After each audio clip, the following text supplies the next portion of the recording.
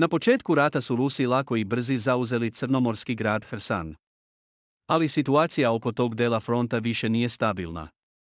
Australijski vojni stručnjak Mick Rajan mišljenja je da je oslobođenje ukrajinskih luka od ruskog uticaja od veoma velikog strateškog značaja. Trenutno ruske snage kontrolišu kopneni pojas uz more, sve od Donbasa preko Krima pa do Hersona, ali protivnapadi Ukrajine na jugu Ruse dovode u dilemu. Da li će nastaviti ofanzivu na istoku ili će ojačati jug, kaže Rajan.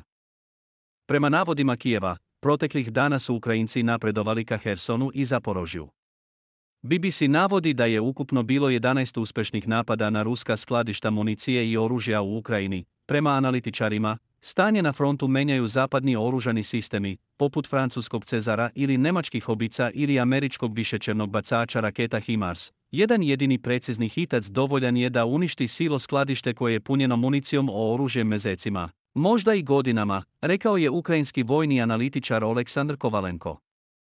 Prema analitičaru Razu, Harkov na severu zemlje, drugi najveći grad Ukrajine, mogao bi da bude sljedeći Putinov cilj. Spekuliše se da bi tako ruska armija mogla da razvuče Ukrajince koji bi morali da biraju ofanzivu na Hrsan ili pak odbranu Harkova. Razu kaže da bi bitka za Harkov, grad koji je pre rata brojao 1,4 miliona ljudi, bila razorna, a da bi eventualna opsada trajala najmanje godinu dana.